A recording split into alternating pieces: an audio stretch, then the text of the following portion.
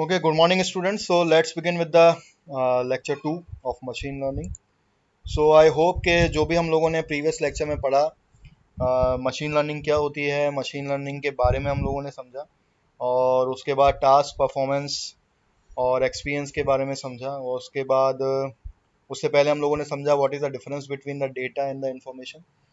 और आप लोगों ने अगर देख लिया who is the father of, जो मैंने आप लोगों को असाइनमेंट दिए थे, तो please write it to me in the comment section, क्या उसके आंसर होंगे।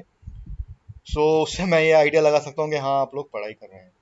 सो let's begin with the lecture 2. So here we will be explaining, will be seeing, will be learning that what are the types of machine learning. So basically मैंने आप लोगों को बताया था कि सबसे बड़ा, अगर मैं बात करूँ तो जो सबसे बड़ा फील्ड है वो है आर्टिफिशियल इंटेलिजेंस।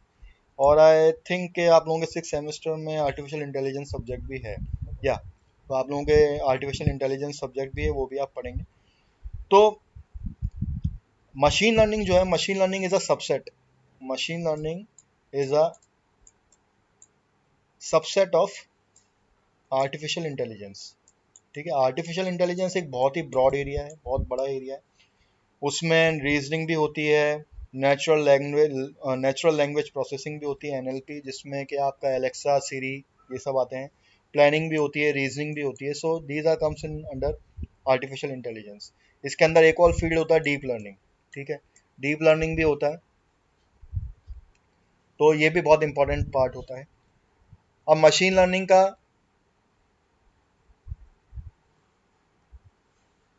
लर्निंग का जो सबसेट्स होते हैं, जो उसके टाइप्स होते हैं, वो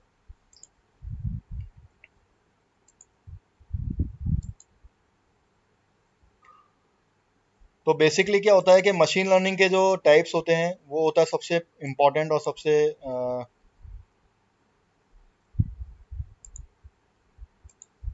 सबसे ज़्यादा पॉपुलर वो होता है सुपरवाइज लर्निंग। ठीक है, सुपरवाइज लर्निंग के अंदर क्या होता है, supervise learning is nothing but a teacher student relationship. जब स्टूडेंट लर्न करता है, जब भी स्टूडेंट पढ़ाई करता है, तो वो किसी अंडर सुपरविजन के करता है। तो यहाँ पे भी क्या होगा, सुपरविजन होगा। तो जो भी मैं डेटा, जो भी मैं इनपुट वैल्यू उस मशीन लर्निंग मॉडल को दूंगा, उसको मैं सुपरवाइज करूंगा, उसको लेबल्ड करके दूंगा। ये क्या होता है वो हम बाद में पढ़ेंगे। अनसुपरवाइज लर्निंग का मतलब ये होता है कि जिसमें सुपरविजन नहीं होता है, वो अनसुपरवाइज होता है। सारा का सारा जो डेटा होता है वो रॉ डेटा होता है।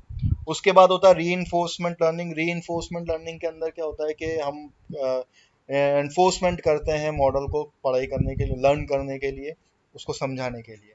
और उसके बाद होता है डीप लर्निंग, जिसमें न्यूरल नेटवर्क्स आते हैं। As far as your syllabus is concern, उसमें हमें 3 टाइप्स की ही जरूरत पड़ेगी। मैं आप लोगों को डीप लर्निंग भी समझा दूंगा, डीप लर्निंग में भी किस तरीके से काम किया जाता है वो भी मैं आपको बता दूंगा। But there are different different algorithms used in supervise learning. यहाँ के अंदर काफ़ी एल्गोरिथम्स होती हैं, अनसुपरवाइज लर्निंग के अंदर भी एल्गोरिथम्स हैं, और री के अंदर भी एल्गोरिथम्स हैं। तो अगर हमारे पास टाइम बचेगा तो मैं आपको डीप लर्निंग के कंसेप्ट भी समझा दूंगा। इसके अंदर केरास यूज होते हैं। ठीक है, जो कि पाइथन लैब है, पाइथन प्रोग्रामिंग के अंदर, लाइब्रेरीज होती हैं केरास। तो केरास को थ्रू यूज़ करके हम लोग डीप लर्निंग को भी इम्प्लीमेंट कर सकते हैं, जिसमें एल एस टी एम, काफ़ी तरह की एल्गोरिथम्स होती हैं। वो हम during the course of the time, during the course of this slides, we will I will explain you. So let's begin. ठीक है, इधर भी हम लोग समझ लेते हैं। तो यहाँ पे मशीन लर्निंग है। मशीन लर्निंग में अभी आपको मैंने बताया 3 तरह की, ब्रॉडली अगर मैं क्लासीफाइड करूँ तो उसमें 3 तरह की लर्निंग होती है। One is supervise learning. Supervise learning के अंदर 2 तरह की प्रॉब्लम होती है, एक तो रिग्रेशन प्रॉब्लम होती है, क्लासिफिकेशन प्रॉब्लम होती है। रिग्रेशन प्रॉब्लम बेसिकली क्या होती है, वैल्यूज से रिलेटेड होती है। मतलब मैं इनके अंदर वैल्यूज दूंगा। ठीक है, जैसे 5 दे दिया मैंने इनपुट वैल्यूज, 10 दे दिया, 15 दे दिया, 12 दे दिया, इस तरीके से मैं उनको वैल्यूज दूंगा। क्लासिफिकेशन के अंदर क्या होता है, मैं 2 तरह की चीजें देता हूँ, बस यस या फिर नो। तो ये 2 तरह के क्लासिफिकेशन होता है, या तो यस होगा या नो होगा। जैसे कि मान लो मेरे को प्रिडिक्शन करना है इलेक्शन, आजकल इलेक्शन चल रहे हैं वेस्ट बंगाल, असम, तमिलनाडु, केरला में। तो अगर मान लो मेरे को इस इलेक्शन का प्रिडिक्शन करना है, जैसे आप लोग देखते होंगे एग्जिट पोल्स आते हैं। तो वो बेसिकली क्या होते हैं, वो प्रिडिक्शंस होते हैं। वो अगर मैं उसको इलेक्ट्रॉनिकली करूँ, अगर मैं उसको मशीन लर्निंग को थ्रू यूज़ करके करूँ, तो उसके अंदर क्या होगा, लेट सपोज यहाँ पे एक एक्स पार्टी है और एक वाई पार्टी है। तो या तो एक्स पार्टी जीतेगी या फिर वाई पार्टी जीतेगी। तो या तो ये यस होगा, ये नो होगा, या फिर ये नो होगा, ये यस होगा। ठीक है, अगर दो पार्टी हैं तो इसके अंदर क्या होगा, क्लासिफिकेशन प्रॉब्लम होगी। तो यहाँ पे मैं यस और नो को यूज करके क्लासिफाई कर सकता हूँ कि किस तरह की प्रॉब्लम होगी। तो बेसिकली ये क्लासिफिकेशन प्रॉब्लम है। तो लीनियर रिग्रेशन के अंदर दो तरीके की चीजें होती हैं। पहला होता है linear regression, sorry regression problem में जो एल्गो यूज होती है वो होती है लीनियर रिग्रेशन। और क्लासिफिकेशन प्रॉब्लम के अंदर जो एल्गोरिथम यूज होती है वो होती है लॉजिस्टिक रिग्रेशन और SVM. SVM is nothing but your support vector machine. बहुत ही पॉपुलर ये एल्गोरिथम है और बहुत ही इम्पैक्टफुल एल्गोरिथम है। ये किस तरीके से काम करती है और किस तरीके से इसको इम्प्लीमेंट करना है अपने को पाइथन के अंदर, वो अपन इसको पढ़ेंगे। तो बेसिकली मैंने क्या करा है, जो भी थ्योरेटिकल पार्ट है उसको आपको थ्योरेटिकल सेक्शन में रखा है, मतलब आपके लेक्चर्स में रखूंगा मैं। और जितना भी इसका इम्प्लीमेंटेशन पार्ट होगा बाय यूजिंग पाइथन लैब, उसको हम इसके अंदर रखेंगे, आपके मशीन लर्निंग लैब के अंदर रखेंगे। अब हम बात करेंगे अनसुपरवाइज लर्निंग की। तो अनसुपरवाइज लर्निंग क्या होती है, दो तरीके होती है। एक तो क्लस्टरिंग प्रॉब्लम होती है, एक डायमेंशन रिडक्शन होता है। ठीक है, एक तो हमें क्या करना है, क्लस्टर बना बना के उस प्रॉब्लम को सॉल्व करना है, एक उसके डायमेंशन को रिड्यूस कर करके सॉल्व करना है। तो उसके लिए एक तो के मीन एल्गोरिथम होती है और डायमेंशन रिडक्शन के लिए टीसी एल्गोरिथम होती है। री लर्निंग के अंदर फॉरेस्ट प्रॉब्लम होती है, वो हम आगे पढ़ेंगे। री लर्निंग की भी कुछ एल्गोरिथम्स होती हैं, वो हम आगे देखेंगे। ठीक है, सो बेसिकली जो मोस्ट इंपॉर्टेंट है वो सुपरवाइज लर्निंग और अनसुपरवाइज लर्निंग है। लेकिन आपके सिलेबस में री लर्निंग भी है, जिसमें कि फॉरेस्ट एल्गोरिथम और ये सारी आती हैं, तो वो भी हम पढ़ेंगे और उसको भी हम इम्प्लीमेंट करके देखेंगे। So I hope with this you understand the types of machine learning. ठीक है, सो बेसिकली ब्रॉडली अगर मैं क्लासीफाई करूँ, तीन तरह की लर्निंग होती है, supervise learning, unsupervise learning and re learning. Supervise learning के दो टाइप्स होते हैं, एक तो रिग्रेशन प्रॉब्लम होता है, क्लासिफिकेशन प्रॉब्लम होता है। रिग्रेशन प्रॉब्लम में लीनियर रिग्रेशन होता है, क्लासिफिकेशन प्रॉब्लम के अंदर लॉजिस्टिक रिग्रेशन और एसवीएम होता है। ठीक है, अनसुपरवाइज लर्निंग के अंदर दो तरह की प्रॉब्लम्स होती हैं, एक तो क्लस्टरिंग प्रॉब्लम होती है, एक डायमेंशन रिडक्शन होता है। इसके जो क्लस्टरिंग प्रॉब्लम है उसके लिए जो एल्गोरिथम यूज होती है वो के मीन होती है, और डायमेंशन रिडक्शन के लिए पीसीए काम में आता है। फाइन, री लर्निंग हम आगे देखेंगे। Now the steps taken in the machine learning. So there are 7 steps taken in the machine learning. ठीक है, सबसे पहले हमें क्या करना होता है, गैदरिंग द डेटा, जो मैंने आपको बताया था। सबसे पहले हमें इनपुट वैल्यूज गैदर करनी पड़ती हैं, डेटा को डेटा का एग्रीगेशन करना पड़ता है। उस डेटा एग्रीगेशन बहुत इंपॉर्टेंट है। तो हमें डेटा सेट कहाँ से मिलेगा। ठीक है, तो सबसे पहले हम लोगों को जो चीज़ यहाँ पे देखनी है वो है यहाँ पे डेटा गैदरिंग, मतलब के डेटा एग्रीगेशन, या फिर अगर मैं इसको कहूँ डेटा सेट। तो ये डेटा सेट कहाँ से मिलेगा या इनपुट वैल्यूज़ कहाँ से मिलेंगी हम लोगों को, ये हम लोगों को बहुत ज़रूरी है। क्योंकि जब तक हमारे पास इनपुट वैल्यूज़ नहीं होंगी, हम उसको स्प्लिट नहीं कर सकते ट्रेनिंग डेटा सेट और टेस्ट डेटा सेट में। और जब तक ट्रेनिंग डेटा सेट और टेस्ट डेटा सेट नहीं मिलेगा, मेरी मशीन लर्न नहीं कर सकती। उसके बाद मेरे को क्या करना है, प्रिपेयर करना है डेटा को। ठीक है, उसके बाद जो अभी मैंने प्रीवियसली आपको बताया, ये regression, linear regression, law, all these are the models, all these are the models. तो यहाँ पे क्या करना है, मेरे को मॉडल को चूज करना है। तो सबसे पहले मेरे को डेटा एग्रीगेट करना है, डेटा को गैदर करना है। अब वो डेटा के अंदर भी क्या होगा, कुछ कमियां होंगी, कुछ प्रॉब्लम्स होंगी, कुछ वैल्यूज मिसिंग होंगी, वो सब मैं आपको बताऊंगा जब हम लैब पढ़ेंगे। तो हमें उस डेटा को प्रिपेयर करना पड़ेगा, फिर उसके बाद हमें मॉडल चूज करना पड़ेगा, उसके बाद उसकी ट्रेनिंग करनी पड़ेगी, और ट्रेनिंग के बाद इवेल्युएशन करना पड़ेगा। तो ट्रेनिंग मतलब उस मॉडल को ट्रेन करना पड़ेगा, उसके बाद उसका इवेल्युएशन करना पड़ेगा, मतलब उसको टेस्ट करना पड़ेगा, और उसके बाद हाइपर पैरामीटर ट्यूनिंग करनी पड़ेगी, मतलब उसका एक्सपीरियंस चेक करना पड़ेगा, और उसके बाद प्रिडिक्शन, मतलब उसकी परफॉर्मेंस। तो सबसे पहले हमें क्या करना होता है, उसको ट्रेन और टेस्ट करना पड़ता है। ट्रेन और टेस्ट करने के बाद अब हम उसको जो भी डेटा देंगे, फिर देखते हैं कि वो किस तरीके से प्रिडिक्ट करता है। तो सबसे पहले ट्रेनिंग और टेस्टिंग के बाद उसके अंदर बहुत सारे एरर्स भी निकलेंगे, तो उसके बाद हमें क्या करना पड़ेगा, एरर्स अगर अगर ज़्यादा निकलते हैं तो हम लोगों को उसको ट्यून भी करना पड़ेगा, उसको फाइन करना पड़ेगा, उस मॉडल को सही करना पड़ेगा जिससे कि वो सही प्रेडिक्शन दे। भाई अगर मैं उसको ऑरेंज दिखा रहा हूँ, ऑरेंज को एप्पल बताने लग जाएगा तो वो मेरे कोई मतलब का नहीं रह जाएगा। दैट मीन्स कि जो मैंने उसको ट्रेनिंग और टेस्ट डेटा दिया था, जो ट्रेनिंग डेटा और टेस्ट डेटा से जिस तरीके से मैंने मॉडल को यूज़ करके उसको ट्रेंड किया था, वो उस तरीके से मॉडल जो है मेरा जो मशीन है वो ट्रेंड हुई नहीं है। क्योंकि जब मैं उसको एप्पल दिखा रहा हूँ तो वो ऑरेंज बोल रही है, ऑरेंज दिखा रहा हूँ तो वो कुछ और बोल रहा है। तो दैट मीन्स कि उसके अंदर बहुत सारे एरर हैं। तो उस एरर को मेरे को क्या करना पड़ेगा, ट्यून करना पड़ेगा। और जब मैं उसको ट्यून कर लूंगा तब मेरे को उसको प्रोडिक्शन में देना पड़ेगा। ठीक है। तो अब मैं उसके सामने अगर एप्पल रखूंगा तो वो एप्पल बताता है, तो दैट मीन्स कि मेरा जो मॉडल है, जो मेरी मशीन लर्निंग है, वो बिल्कुल सही तरीके से हुई है। These are the broad applications of the machine learning. ठीक है। Automatic language translation. ठीक है। आज आप लोगों ने देखा होगा गूगल के अंदर ट्रांसलेटर होता है, आप इंग्लिश को ट्रांसलेट करते हैं हिंदी में, वो हिंदी में उसको टाइप कर देता है। Medical diagnosis, it is a very very important field for the machine learning. आज की तारीख में मेडिकल में इतना काम में आ रहा है, आपने देखा होगा रोबोटिक सर्जरी होती है, जितनी बेरेटिक मतलब वेट लॉस सर्जरीज हो रही हैं। आपने सुना होगा मोहक जो हॉस्पिटल है इंदौर का, वो बेरेटिक सर्जरी करता है, which is use by the use of the with the help of the robot. तो उसके अंदर रोबोटिक सर्जरी होती है।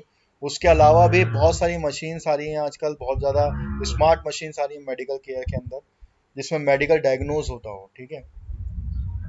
जैसे आपके एमआरआई है, आपका सिटी स्कैन है, all these are the medical diagnostic machines, जो कि जिसके अंदर मशीन लर्निंग काम में आती है। स्टॉक मार्केट ट्रेडिंग, देखो स्टॉक मार्केट को कोई भी प्रिडिक्ट नहीं कर पाया है, लेकिन फिर भी कई सारे ऐसे मॉडल्स हैं। मैंने भी एक डीप लर्निंग मॉडल डिज़ाइन किया है, जो मैं आपको बाद में डिस्कस करूंगा कितना मैंने मशीन लर्निंग में काम किया है। तो उसके अंदर भी स्टॉक प्रिडिक्शन वैसे तो इम्पॉसिबल है, लेकिन फिर भी कुछ हद तक, क्योंकि मार्केट का कोई भरोसा नहीं होता। मार्केट के अंदर बहुत ही वॉलेटिलिटी होती है। रिटेल ट्रेडर्स जो होते हैं वो किस तरीके से बेच रहे हैं, किस तरीके से सेल कर रहे हैं, किस तरीके से कंपनी का प्राइस रेशो है, और किस तरीके का डेब्ट फ्री कंपनी है, क्या है, ये सारी चीज़ें स्टॉक प्रोडिक्शन के अंदर आती हैं। तो yes, but we can do the stock prediction also, but that is next to impossible, but काफ़ी हद तक मशीन लर्निंग इसको करके दे सकती है। मैं आप लोगों को बताऊंगा अभी से ही, जो मैंने पेपर अभी मैं लिखने जा रहा हूँ, मैं अभी लिख भी रहा हूँ, तो उसके बारे में भी मैं आपको डिस्कस करूंगा। In that I have use the deep learning technique. उसके बाद ऑनलाइन फ्रॉड डिटेक्शन, जितने भी ऑनलाइन फ्रॉड होते हैं उनको डिटेक्ट कर सकता है मशीन लर्निंग। ठीक है। मशीन लर्निंग को यूज़ करके हम ऑनलाइन जो जितने भी फ्रॉड्स हो रहे हैं उसको डिटेक्ट करते हैं। वर्चुअल पर्सनल असिस्टेंट, जो आप लोगों ने सुना ही होगा, जो आपके सिरी है, जो आपका एलेक्सा है अमेजोन का, ये पर्सनल असिस्टेंट होते हैं। हमारे ईमेल के अंदर कौन सा ईमेल स्पैम है, कौन सा मालवेयर है, जैसे आपने देखा वो जीमेल के अंदर ये मशीन लर्निंग टेक्निक यूज़ होती है। जीमेल के अंदर ऑटोमेटिकली आपके स्पैम फोल्डर में स्पैम मेल्स चले जाते हैं, और मालवेयर्स में मालवेयर्स चले जाते हैं। सेल्फ ड्रिवन कार्स के अंदर सेंसर्स लगे हुए होते हैं, दिस इज द कार, और यहाँ पे अलग अलग अलग जगह उसके सेंसर्स लगे होते हैं जो डिटेक्ट करते हैं। Sensors are nothing but the electronic device which gives you the input. तो वो इनपुट वैल्यूज मेरे को मिलेंगी, तो मशीन लर्निंग उसके अकॉर्डिंगली बात करेगा। जैसे लेट सपोज अगर यहाँ पे कोई ऑब्स्टिकल आ गया, तो ये सेंसर इसके जो प्रोसेसर होगा, इसके मशीन कंप्यूटर होगा, उसकी मशीन को बताएगा कि यहाँ पे पत्थर है, तो वो यहाँ से नहीं जाके वो यहाँ से चला जाएगा। ठीक है। So in this way the self driven car works. और आजकल कई जो एक्सपेंसिव कार्स होती हैं उसके अंदर ड्राइवर के जेस्चर से भी पता चल जाता है कि वेदर ही इज स्लीपिंग और नॉट, और इज ड्रंक और नॉट। तो अगर वो स्लीपिंग स्टेट में है या ड्रंक स्टेट में है, तो वो एकदम से बजर बजाएगा, जो कार होगी वो बजर बजाएगी, और एक अलार्म देगी, आपको एक नोटिफिकेशन देगी कि आपका जो ड्राइवर है वो ही और she is not in a stable condition. उसके बाद प्रोडक्ट रिकमेंडेशन, ये आप लोगों ने बहुत देखा होगा, चाहे आप लोग अमेजोन यूज़ कर रहे हो ऑनलाइन शॉपिंग के लिए, या मिंत्रा यूज़ कर रहे हो, या फ्लिपकार्ट यूज़ कर रहे हो, कोई भी आप ई शॉपिंग करते हैं तो उसके अंदर प्रोडक्ट रिकमेंडेशन आती है। जैसे अपन ने जैसे लैपटॉप आज मैं उसमें परचेज करने जा रहा हूँ, तो वो उसके साथ साथ आपको अलग प्रोडक्ट्स भी, उससे रिलेटेड प्रोडक्ट्स भी रिकमेंड करेगा। तो ये रिकमेंडेशंस भी आज की तारीख में बहुत ही ज़्यादा बेनिफिशियल है, और it is all based on the machine learning. Amazon जो है वो मशीन लर्निंग यूज़ करता है, टेक्निक्स को यूज़ करता है। उसके बाद आपका आ गया ट्रैफिक प्रिडिक्शन। आप लोगों ने देखा होगा एफएम में बताते रहते हैं कहाँ पे ट्रैफिक ज़्यादा है, कहाँ पे नहीं है, कहाँ पे ज़्यादा होने वाला होगा, तो वो प्रीवियस डेटा को बेस करके होता है। जैसे मान लो कोई एक बहुत ही मैं बॉम्बे की बात करूँगा, बॉम्बे में दादर स्टेशन की बात करूँ, या फिर मैं किसी भी मुंबई सेंट्रल स्टेशन के आसपास की बात करूँ एरिया की, तो वहाँ पे क्या है कि 24 घंटे वहाँ पे भीड़ रहती है। तो वो प्रीवियस डेटा को ट्रेंड करके मैं मॉडल से बता सकता हूँ कि हाँ इस पर्टिकुलर टाइम पे या इस पर्टिकुलर डे पर यहाँ पे भीड़ ज़्यादा होती है। तो ये ट्रैफिक प्रेडिक्शन भी किया जा सकता है। स्पीच रिकॉग्निशन, स्पीच को जैसे आप आज जितने भी मोबाइल फोन्स हैं वो स्पीच से भी खुल रहे हैं। इमेज रिकॉग्निशन, इमेज रिकॉग्निशन भी होता है, आपके मोबाइल फोन्स आपके फेशियल रिकॉग्निशन से भी ओपन हो जाते हैं। So all these are the examples और the applications of the machine learning. ठीक है, यहाँ पे भी मैं आपको एप्लीकेशंस के थ्रू समझा देता हूँ। देखिए यहाँ पे सुपरवाइज लर्निंग थी, सुपरवाइज लर्निंग में हम लोगों ने पढ़ा क्लासिफिकेशन और रिग्रेशन। तो क्लासिफिकेशन में फ्रॉड डिटेक्शन, यस या नो, जो मैंने आपको बताया था। क्लासिफिकेशन यस या नो पे डिपेंड करता है। ईमेल स्पैम डिटेक्शन, डायग्नोस्टिक और इमेज क्लासिफिकेशन, ये सारे जो क्लासिफिकेशन वाले टर्म्स हैं वो क्लासिफिकेशन के कैटेगरी में आएंगे। रिग्रेशन के अंदर स्कोर प्रोडिक्शन या रिस्क असेसमेंट, कितना रिस्क है कितना नहीं है, स्कोर का क्या प्रोडिक्शन है, ये सारे के सारे हम जो मेरा लीनियर रिग्रेशन है इसके अंदर ले सकते हैं। उसके बाद अनसुपरवाइज्ड के अंदर डायमेंशनलिटी रिडक्शन और क्लस्टरिंग, ये दो हमने पार्ट पढ़े थे। इसके अंदर हमने पढ़ा था लीनियर क्लासिफिकेशन और लीनियर रिग्रेशन। तो डायमेंशनलिटी रिडक्शन के अंदर हम टेक्स्ट माइनिंग कर सकते हैं, फेस रिकॉग्निशन कर सकते हैं, बिग डेटा विजुअलाइजेशन कर सकते हैं, इमेज रिकॉग्निशन कर सकते हैं। ठीक है, तो बेसिकली क्या होता है कि डेटा को भी देखना, डेटा को भी निकालना बहुत इंपॉर्टेंट होता है। जैसे कि आप लोगों ने सुना होगा स्टोन माइनिंग, हमारे यहाँ झालावाड़ में कोटा स्टोन ये सब फेमस है। तो स्टोन माइनिंग में क्या होता है कि पब्लिक एक एरिया एक लैंड को देखती है, वहाँ पे खोदना चालू करती है, खोदते खोदते वो माइन करते करते स्टोन तक पहुँचती है, उसको पता चलता है कि हाँ ये मेरे लिए डिजायर्ड मेरा डेटा है, ये डेटा मेरे काम का है, ये डेटा मुझे चाहिए। Same case is with the data mining. आप लोगों ने सब्जेक्ट पढ़ा होगा और सुना भी होगा डेटा माइनिंग। तो डेटा माइनिंग के अंदर हमें जो डिजायर्ड डेटा चाहिए उसकी हम माइनिंग करते हैं, क्योंकि यहाँ पे क्या है, बिग डेटा है। तो बिग डेटा एनालिसिस भी आज की तारीख में बहुत ही इंपॉर्टेंट फील्ड है। इस बिग डेटा में मुझे अपना डिजायर्ड डेटा माइन करना है, तो that is called the data mining. तो वो भी चीज़ जो होगी वो डायमेंशनलिटी रिडक्शन के अंदर होगी। क्लस्टरिंग के अंदर बायोलॉजी, सिटी प्लानिंग, आज की तारीख में आपने देखा होगा smart city is a very very very much rapidly improving, क्योंकि आज की तारीख में स्मार्ट सिटीज़ का बहुत ही प्रोजेक्ट चल रहा है ऑल ओवर इंडिया। हमारे राजस्थान में भी अजमेर को, जयपुर को, इसको स्मार्ट सिटी बनाया जा रहा है। तो ये सारी चीज़ें क्लस्टरिंग में काम आएगी। मैं आपको बताऊंगा कि स्मार्ट सिटीज़ के क्या क्या फीचर्स होते हैं, उससे काफ़ी चीज़ें हम प्रेडिक्ट कर सकते हैं। फिर उसके बाद री लर्निंग के जो एप्लीकेशंस हैं वो गेमिंग है, फाइनेंस सेक्टर है, मैन्युफैक्चरिंग है, इन्वेंट्री मैनेजमेंट है, या रोबोट नेविगेशन है। तो ये सारी की सारी जो चीज़ें होंगी ये किसके अंदर आएंगी, आपकी री लर्निंग के अंदर आएंगी। So by this I end up this lecture. ठीक है, आई होप कि आप लोगों को थोड़ा सा समझ में आ गया होगा machine learning, types of machine learning क्या होता है। और उसके बाद हम लोग नेक्स्ट लेक्चर में स्टार्ट करेंगे सुपरवाइज लर्निंग से। ठीक है, क्या होती है सुपरवाइज लर्निंग और किस तरीके से काम करती है। और फिर उसके बाद हम इन दोनों जो इसकी प्रॉब्लम्स हैं, क्लासिफिकेशन प्रॉब्लम और रिग्रेशन प्रॉब्लम, इसको सॉल्व करेंगे और इनकी जो एल्गोज हैं उसको देखेंगे थ्योरेटिकल पॉइंट ऑफ व्यू से। मैं अभी आप लोगों की lab, machine learning lab start नहीं करूँगा जब तक कि पाइथन लैब को कुछ अंडरस्टैंड कर लें, हम पाइथन लैब के जो बेसिक्स हैं उसको समझ लें। So once we will be familiar with the Python lab, उसके बाद हम लोग मशीन लर्निंग लैब को पढ़ेंगे। So by this I end up the lecture.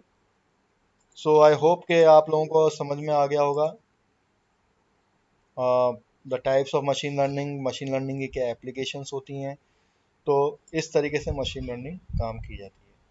So thank you and in the next lecture we will be discussing the supervised learning. Thank you.